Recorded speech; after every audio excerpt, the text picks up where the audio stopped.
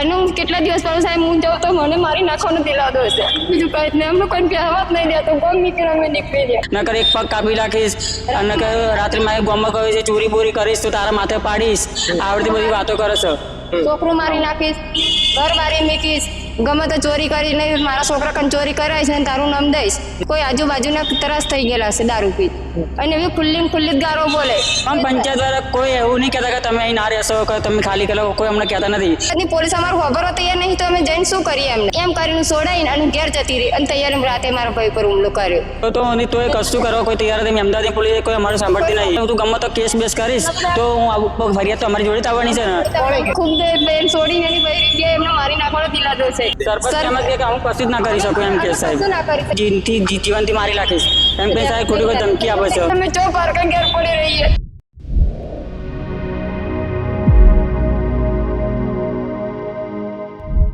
નમસ્કાર દર્શક મિત્રો, ગુજરાત પ્લસમાં આપનું સૌનું હાર્દિક સ્વાગત છે. જે રીતે અત્યારે હાલમાં ગુજરાત પ્લસ ખેડૂતોની સમસ્યા જાણવા નીકળી હતી, ત્યારે વચ્ચે એક અચાનક એવું પરિવાર મળ્યું જે ગુજરાત પ્લસ જોડે મદદ માંગી રહ્યું હતું. ત્યારે શું પ્રોબ્લેમ છે, શું સમસ્યા છે, તેમની સાથે સમજવાની કોશિશ કરીશું. કારણ કે જમીન વિવાદ છે, મકાનની સમસ્યા છે કે સમગ્ર આ મુદ્દા ઉપર આપણે ચર્ચા કરીશું. જે ભાઈ અપંગ છે, ત્યારે મહેમદાવાદ આ જે નૈનપુર 4 રસ્તા છે ત્યાં આજે આપણે ઊભા છીએ. શું નામ છે આપનું? વિજયભાઈ પ્રતાપભાઈ વાઘેલા સાહેબ.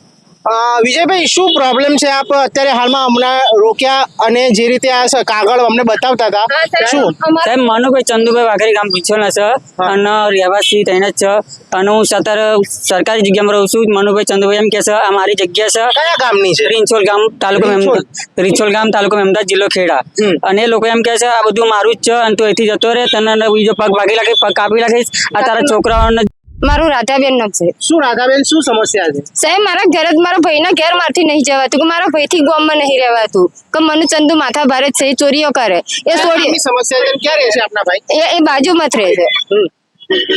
એ બાજુમાં જ રહેશે. અમે સાપરું બાંધીને રહીએ, એ સાપરું બાંધીને બાજુમાં જ રહેશે. પણ એની બૈરી બહુ દારૂ પીએ, એની છોકરીને એની બૈરીને છોકરીને કહેવાથી તે ભાઈ હેડે છે. છોકરા મારી નાખે, ઘર મારી મૂકે, દારૂ પીવે. છોકરા અમે ઘેર ગાડી લઈને નીકળ્યા હોય તો છોકરો અમારા વચ્ચે મૂકી દે. કેટલા વર્ષથી આ સમસ્યા છે ને કેટલા આપે આ અંગે કોઈ રજૂઆત કરી છે? અમે 2024 મારા ભાઈ એમના ઝઘડામાં કેસ મૂકેલો, પણ અમે સમાધાન અમને તોય ધમકી આલી અમે સમાધાન કરાવી દીધેલું. બરાબર કે કુટુંબમાં છે એટલે અમે સમાધાન કરી દઈએ. અમે સમાધાન કર્યા પછી અમારી પર બહુ હુમલો જ છે, કે અમારે જીવનો જોખમ છે, અમારે ઘેર જ નહીં જવાતું. કોણ કરી શકે છે આપને લાગે છે? મને ચંદુ અને એની ગીતાબેન અને જાનકી, એની છોકરીનું નામ જાનકી. પોલીસ ફરિયાદ આપી છે? કોઈ ફરિયાદ નોંધાવી છે આ અંગે? અત્યારે નંદાઈ ના સાહેબ, પણ અમે બીજું હજુ આગળ કાર્યવાહી નહીં કરી. તો પોલીસ દ્વારા શું કહેવામાં આવ્યું? અમે પહેલા અમને જમીન ભરીને અમે છોડાય, અમે ભાઈને છોડાય, હમાવાળા વ્યક્તિને અમે પૈસા ભરીને મેં છોડાય. આવો ત્રાસ છે અમારી માથે. તો આ અંગે હવે શું માંગ છે આપની? શું આગળ શું કાર્યવાહી કરશો? તો આનો બાપુ કઈક બંદોબસ્ત કરાવો, અમારો બંદોબસ્ત જોઈએ. ભાઈ અમારો અપંગ છે, અમારો બંદોબસ્ત જોઈએ. હા, અચ્છા, તો અમારો બંદોબસ્ત જોઈએ. જે મકાન જે આપ જે કહી રહ્યા છો એ આપની પોતાની પ્રોપર્ટી છે? ના સાહેબ, ગામ પંચાયત સરકારી છે. સરકારી છે અને કબજો કરી દીધો? હા, કબજો કરી લીધો. એમ કે છે કે મારા દાદાની જમીન છે, મારા પપ્પાની છે, કે જમીનમાં તારે રહેવાનું, અમારો બાપ દાદાનું ગામ છે, આ ગામમાં તારે ના જોઈએ એમ કે છે અમને. તે આપણી સાથે જોડાયો.